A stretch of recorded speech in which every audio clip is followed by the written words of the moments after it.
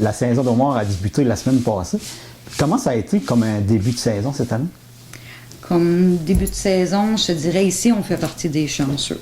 On a fait partie des bénis parce qu'il y a juste une baisse d'environ 20% comparativement à l'année passée sur le poids. Si on regarde les zones d'en bas, les zones un peu plus bas, eux autres, ils ont eu des baisses de 70%. Ça, c'est juste dû au courant. Il y a trop de courant, l'eau est trop froide. Je crois que la décision des pêcheurs de commencer un peu plus tôt a joué en leur défaveur. Il faut attendre, c'est selon les hivers, selon les printemps. On a eu un printemps tardif, ça fait que ça donne moins de volume. C'est à se souvenir. Puis l'année passée, ça a été vraiment une année record pour l'homard. Ça s'enligne-tu pas pire quand même pour cette année? Ben moi, je dirais que oui, parce que, tu sais, la température n'est pas si clémente que ça. Ce qui est perdu, possiblement que c'est perdu. Tu as perdu une semaine de pêche, elle ne reviendra pas, celle-là. Là.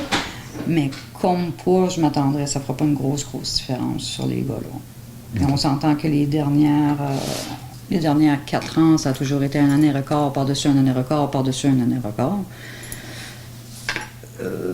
Ça va quand même vraiment bien dans la pêche au mort. Là. Puis les prix, on peut s'attendre à quoi? Ça va rester pas mal stable comme ça? On espère, oui. On espère que ça va rester. Là, présentement, on paye 8 $.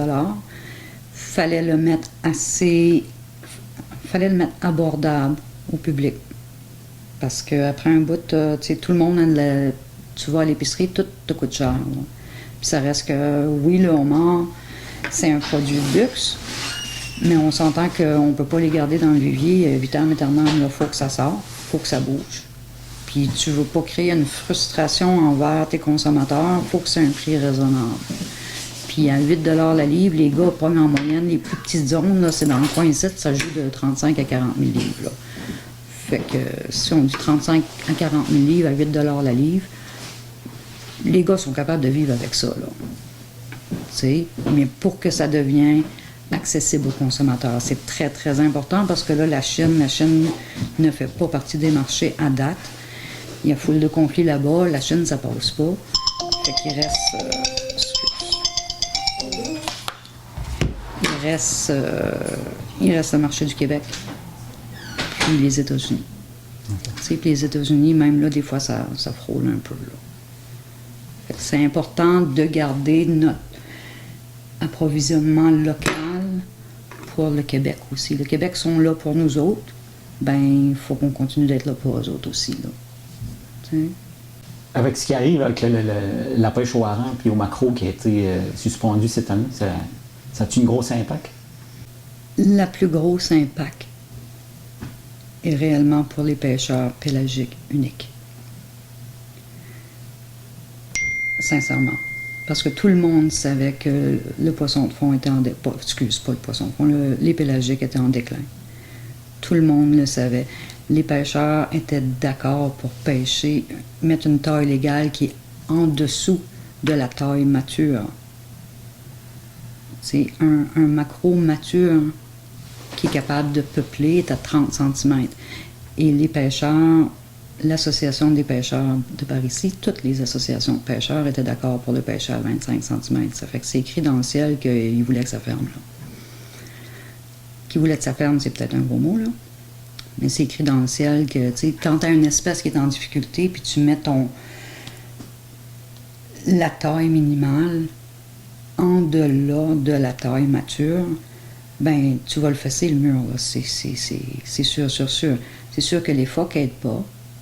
Tu sais, il y a plusieurs autres choses qui n'aident pas, mais la gestion des pêches en a fait partie du problème, là. Ça n'a pas fait partie des solutions, là. Tu sais, puis là, ce que je trouve vraiment déplorable, c'est oui, dans les crustacés, ça va bien.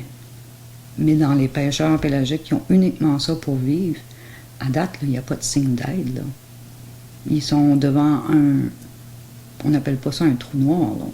C'est pire que le trou, là. Ils sont devant rien. C'est pas un trou d'assurance chômage. Ils sont devant zéro revenu, là. Puis à date, il n'y a pas personne qui lève la main pour leur donner un coup de main, là.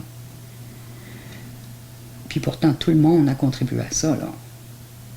Autant les pêcheurs de crustacés ont contribué à ça que les différents paliers du gouvernement. C'est triste à dire, mais c'est ça. Ça fait des années qu'on se bat, qu'on dit, garde, la taille minimale, il faut qu'elle est haussée. C'est illogique de pêcher.